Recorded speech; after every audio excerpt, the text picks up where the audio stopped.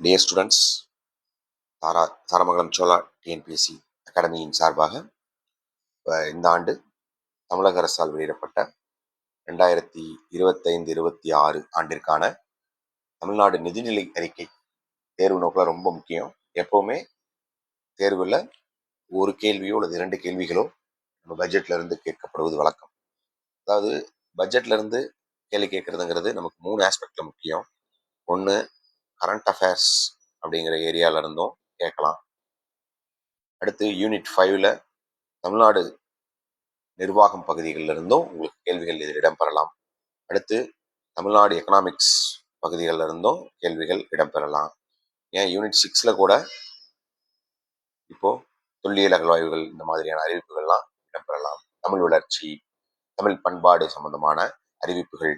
So ஒரு தமிழ்நாடு நிதிநிலை அறிக்கையை பார்க்கும் பொழுது நமக்கு வெறும் கரண்ட் அஃபேர்ஸ் அப்படிங்கிற ஏரியால இருந்து மட்டும் இல்லாம ஸோ 3 to 4 சப்ஜெக்ட்ஸ் யூனிட்ஸ் நமக்கு இதுல கவர் ஆகுது. சரியா? ரைட். அதனால எப்பவுமே வருஷம் பட்ஜெட் சம்பந்தமான அறிவிப்புகளை ரொம்ப ரொம்ப ரொம்ப முக்கியமா பார்த்துக்கணும். குறிப்பாக அது யூனிட் 5க்கு ரொம்ப ரொம்ப ரொம்ப ரொம்ப ரொம்ப முக்கியம். சரிங்களா? ரைட். ஓகே, இப்போ நம்ம இதுல என்ன சொல்லியிருக்காங்க அப்படிங்கிறத பார்ப்போம். சரிங்களா? ரைட்.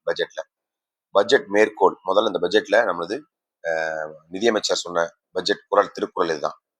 சமன் செய்து சீர்தூக்கும் போல் அமைந்துருபால் கோடாமை சான்றோர்கனி என்ற திருக்குறள்.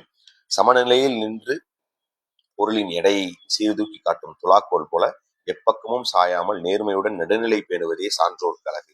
அதாவது யாருக்கும் பயாஸ்டா இருக்காம நடுநிலையோட இருக்கணும் அப்படிங்கிற இந்த திருக்குறளை தான் அரசு இந்த வருஷம் பட்ஜெட்ல மேற்கோளாக காட்டப்பட்டிருக்கிறது அரசு சார்பாக. அதாவது யாருக்கும் சாதக பாதகம் இல்லாமல் அனைவருக்கும் ஒரு பொதுவான நடுநிலையான பட்ஜெட்டா இருக்கும் அப்படிங்கிறதாக மீன் பண்ணது இது. சரிங்களா? அதே போல பிரெஞ்சு பொருளாதார பேராசிரியர் தாமஸ் பிக்கெட்டியுடைய ஒரு மேற்கோளை உதாரணமாக காமிச்சிருக்காங்க. Inequality is a choice, but we can choose a different path. அதாவது இன்இக்வாலிட்டி அப்படின்னா நமக்கு தெரியும், சமத்துவமின்மை. இன்இக்வாலிட்டி என்னது? சமத்துவமின்மை. சமத்துவமின்மை என்பது உங்களுக்கு வழங்கப்பட்டிருந்த ஒரு வாய்ப்பாக இருந்தாலும் கூட நாங்கள் வேறு பாதையை தேர்ந்தெடுக்கிறோம் அப்படின்னு தமிழக அரசு சொல்லுது. அதாவது இன்இக்வாலிட்டியை நீக்குவது எங்களுடைய நோக்கம், ஈக்குவாலிட்டியை நோக்கிய பயணம் தான் அரசினுடைய பயணம்ங்கிற மாதிரி அவங்க மீன் பண்றாங்க. சரிங்களா? எல்லாருக்கும், ஏன்னா இந்த பட்ஜெட்லயே நம்ம பார்த்தோம், எல்லாருக்கும் எல்லாம் அப்படிங்கிறதே என்னது? சமத்துவம் தான். சரிங்களா?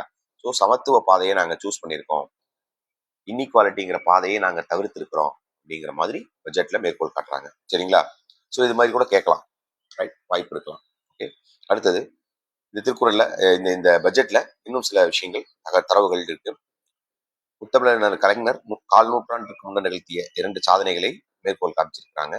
கலைஞர் அவர்கள் முதலமைச்சராக இருந்த பொழுது வான்புகழ் வள்ளுவருக்கு குமரி முனையில் சிலை எழுப்பி இருக்கிறது. நம்ம 2000ஆம் ஆண்டு இந்த சிலை எழுப்பப்பட்டது. அதே மாதிரி சென்னையில் டைட்டில் பார்க் தெரியும், தரமணையில டைட்டில் பார்க் ஏற்படுத்தினாங்க.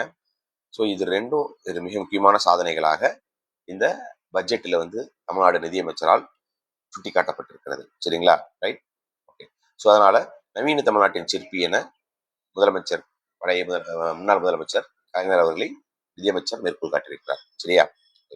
அதே போல 1968-69ஆம் ஆண்டு ஆண்டிற்கான வரவு செலவு திட்ட உரையின் போது அப்போது நிதியமைச்சராக பொறுப்பு வகித்த அண்ணாதுரை அவர்கள் 1968-69ஆம் ஆண்டு நிதியாண்டிற்கான வரவு செலவு திட்ட உரையில் குறிப்பிட்ட சில வாசகங்களை இப்போ நினைவு கூறுவதாக நம்ம நிதியமைச்சர் சொல்லியிருக்காங்க.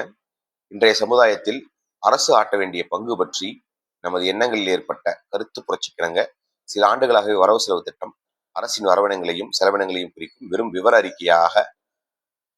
அறிக்கையாக நிலவிய நிலை தற்பொழுது மாறிவிட்டது அப்படின்னும், குடியாட்சியில் மக்களின் நம்பிக்கையை பெற்று தேர்ந்தெடுக்கப்பட்ட அரசின் குறிக்கோள்களையும் கோட்பாடுகளையும் எழுதுவதற்கு ஏற்ற வலிமை வாய்ந்த ஒரு கருவியாகவே தற்கால வரவு செலவு திட்டம் ஆரம்பிக்கிறது. அதாவது வெறும் நம்பர்ஸ்ல மட்டும் பட்ஜெட் அப்படிங்கிறது இல்லாம அரசினுடைய எய்ம், குறிக்கோள்களையும் அரசினுடைய பாலிசிஸ், கோட்பாடுகளையும் முன்னிறுத்துறது தான் ஒரு பட்ஜெட்டினுடைய உண்மையான முகமா இருக்கணும் அப்படிங்கிறது தான் இந்த திருக்குறளுடைய இந்த இந்த அண்ணாவினுடைய உரையிலிருந்து நாம் பார்க்கக்கூடிய முக்கியமான விஷயமாக பார்க்கப்படுகிறது. சரிங்களா? ரைட். ஓகே. ஸோ தமிழ் மொழி வளர்ச்சிக்காக இப்ப நம்ம பட்ஜெட் உரையில வந்து நிதியமைச்சர் அவர்கள் என்ன சொல்லியிருக்காங்க அப்படின்னு பார்ப்போம். சரிங்களா? தமிழ் மொழி வளர்ச்சி. வள்ளுவன் தன்னை உலகினுக்கே தந்து வான்புகள் கொண்ட தமிழ்நாடு. நமக்கு தெரியும், ரொம்ப புகழ்பெற்ற கோட் இது. சரியா? ஸோ குமரி முனையில் ஆர்ப்பரிக்கும் மலைகளுக்கிடையே அமைதியின் திருவுருவாய் நிமிர்ந்து நின்று தமிழகத்தை என்றென்றும் வழிநடத்திய திருவள்ளுவருக்கு வந்து 2000ஆம் ஆண்டு சிலை எழுப்பப்பட்டது. அதோடைய வெள்ளி விழா ஆண்டு இந்த வருஷம் 2025 தமிழக அரசு கொண்டாட முடிவெடுத்து திருவள்ளுவருக்கு பேரறிவு சிலை அப்படிங்கிற ஒரு சிலையை வந்து ஏற்படுத்தி இருக்கிறாங்க. சரிங்களா? இது எக்ஸாம்ல கேட்கலாங்க. நாங்க குரூப் 2 மெயின்ஸ்குள்ள எதிர்பார்த்தோம். சரியா? அதாவது பேரறிவு சிலை அப்படி இந்த சிலைக்கு பேர் ஒரு நேம் கொடுத்துருக்காங்க. என்ன பேரு? பேரறிவு சிலை. அதாவது ஸ்டாச்சு ஆஃப் விஸ்டம் அப்படின்னு பேர் வச்சிருக்காங்க. எது? நம்ம திருவள்ளுவர் சிலைக்கு ஸ்டாச்சு ஆஃப் விஸ்டம் என்று பெயர் சூட்டப்பட்டிருக்கிறது. ஸோ கன்னியாகுமரியில இந்த சிலை நிறுவப்பட்ட ஆண்டு 2000. இந்த சிலை தற்பொழுது 2025 25வது ஆண்டு என்ன கொண்டாடுகிறது?